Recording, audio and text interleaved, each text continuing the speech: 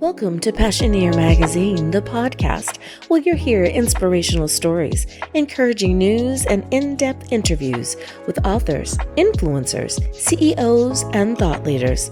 PASSIONEER Magazine, the podcast. Bold ideas, brave pursuits, boundless inspiration. Hello, everyone. Thank you so much for joining us here for PASSIONEER Magazine, the podcast. I am really excited to have you on today, Lisa. Thank you so much for joining us here on the podcast.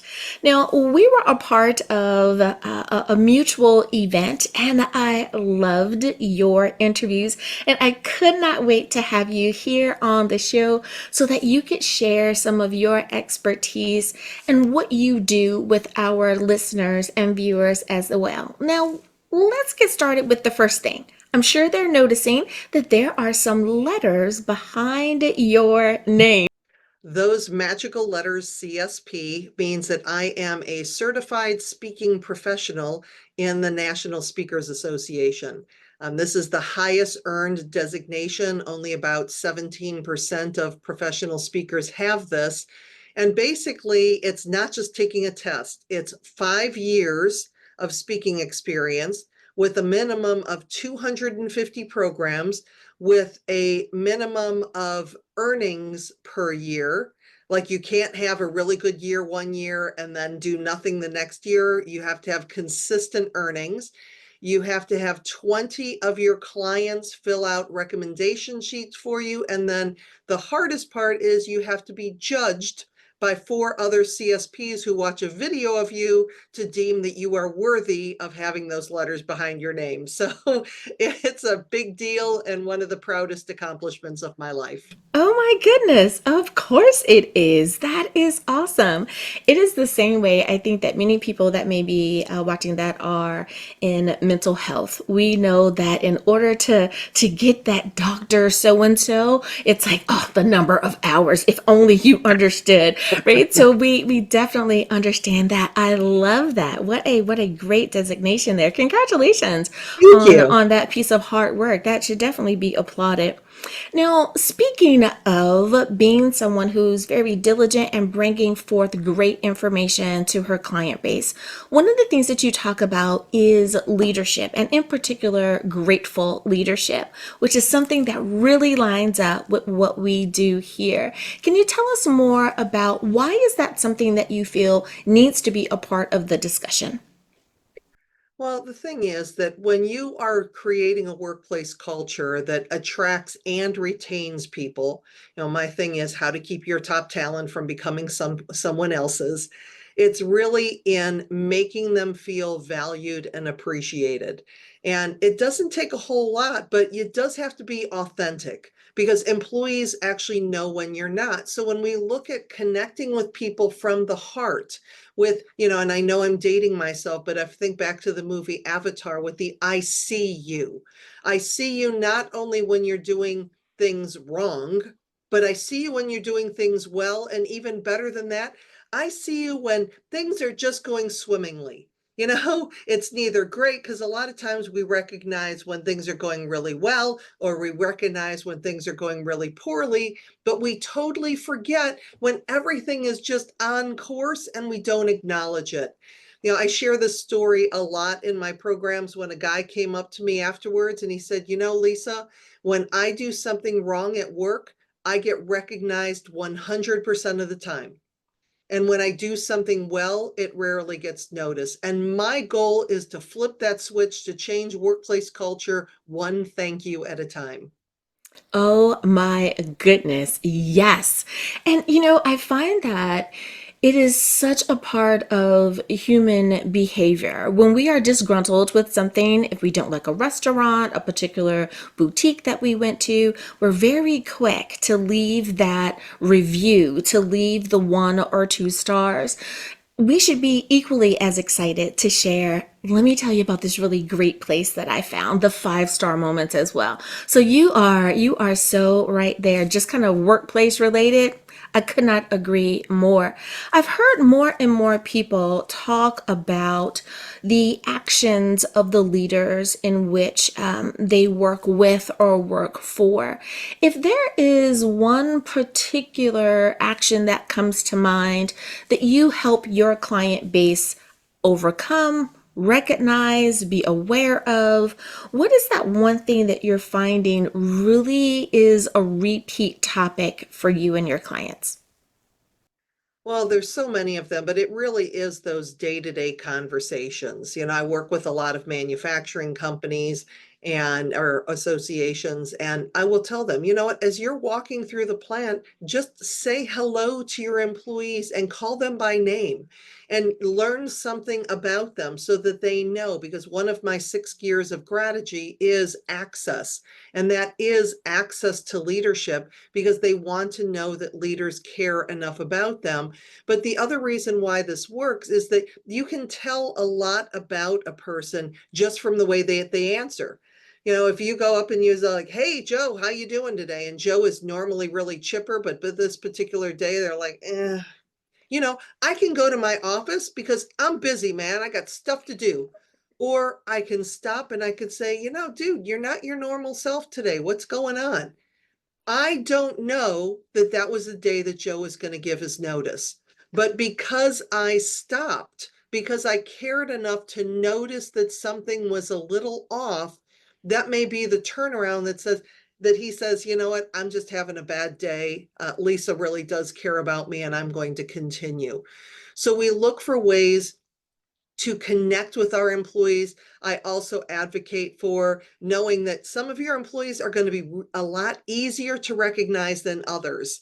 So you might actually have a spreadsheet with all of your employees on it and just physically putting little check marks or little hash marks by it so that you can see tangibly, because a lot of times we think that we're much more grateful than we are, and we need that piece of paper to prove us wrong or prove us right.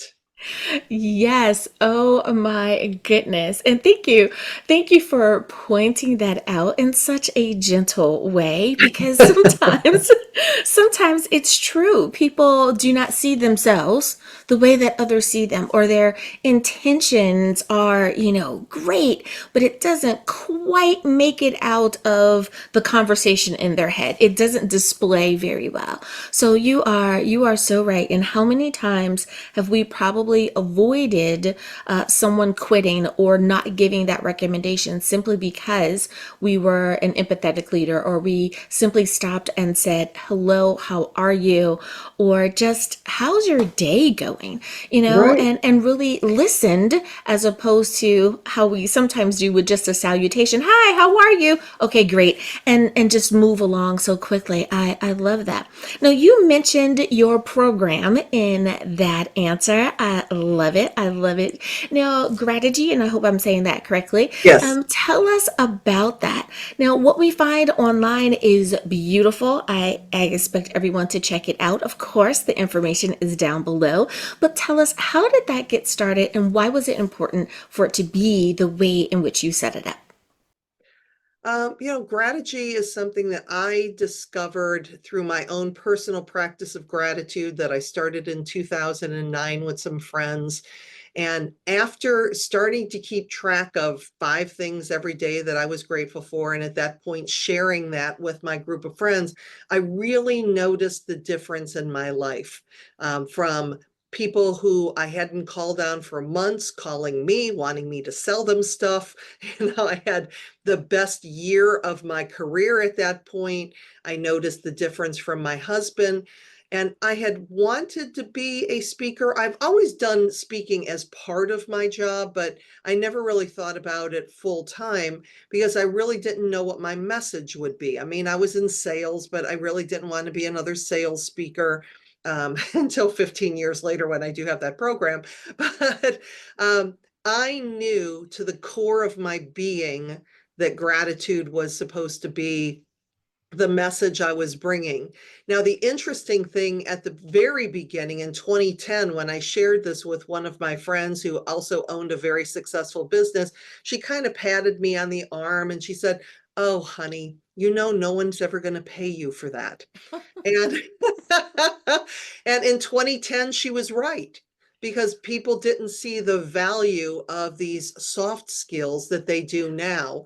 So I basically changed the message to employee engagement. Exact same program, exact same content, but in a message that people understood. And now the interesting thing is I probably get booked just about as much for employee engagement and workplace culture as I do for gratitude because people know the power behind it. They know the numbers behind it and the impact that it has on us personally, professionally, on our health, how it touches every area of our life and our business. You are so right, and I had to chuckle on that one because it's if we had a dollar for every time someone said that's not gonna work, Right. we we would be in a totally different tax bracket yet again, right? Because of that, the power of your own vision, and I think that's something that many entrepreneurs have in common is that you don't allow the obstacles that most people see, the naysayers, to really live rent free in your head. You use that as fuel to keep going. If you feel that your vision is yours. Now, of course, I talk about faith, so I tend to say what God has given you is what God has given you. It is your vision, it is your purpose, it is your calling for your life. And you will be successful in that, regardless of what other people see or Yes. say or if they agree. So I'm so glad that you were able to take that message and continue to share it with the world, because you're right, so many people need to hear that. Now, my last question for you is, with all that you do, and again, I encourage everyone to definitely visit your website. What is one thing that you want to make sure that people take away from our conversation today? You know, honestly, the most powerful thing that you can do to change your life is to start with a gratitude practice of some kind. I have a notebook on my nightstand. When I wake up in the morning, before I take that long walk down the hallway, I write down 5 things that I am grateful for. And I've been doing that since 2009. Are there times that I forget? Yeah, I get busy, I travel. But instead of saying, "Oh, I'm a loser. I forgot that. Can't do it anymore." No, because my notebook also doesn't have any dates in it, so I don't have to go back and fill in the spots. But I can go back. I can see the ebbs and flows of life. You're writing it down, so you're basically proclaiming it to the universe that, you know what, this is good, and you attract more good because of it. Yes. Oh my goodness. And I had a yes moment for that 2009. That is the year that I became breast cancer free. And it Mm. was in that moment of recovering from surgery that I shifted, always grateful, but I started the shift of before my feet hit the floor, thank you for today. What is Mm. it that I will do today? Like, I'm looking forward to it. So you are so right. Writing down in that journal, the power of a handy dandy notebook.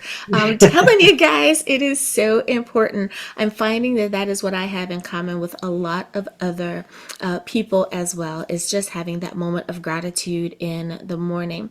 Now, I want to shift gears just a little bit for you because you are also an author. And I know, as someone who has written books, that takes our time and our dedication. So I want to give you a moment as well to tell us what is one of your latest books and what is it all about and how did it come about?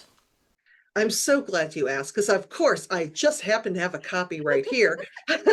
But this is Gear Up for Greatness: How to Transform Workplace Culture with the 6 Gears of Grategy. The 6 Gears of Grategy is my model.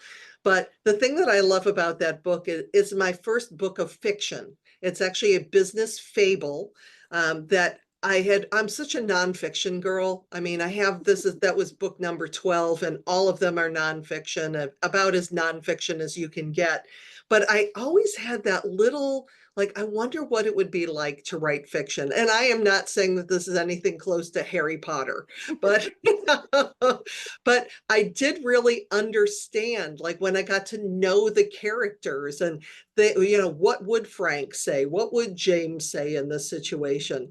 And just going back and forth and being able to basically bring those 6 gears of Grategy to life. It was, my friends would even say, I have never seen you so excited about a book, because it was just fun. It was fun to write. And then, of course, at the end, because I am a nonfiction girl, there is an implementation guide. So all the different chapters going through the 6 gears, it's in one simple spot. You can say, okay, you read the book. Now this is what you can do. So we have the best of both worlds. I love it. I love it.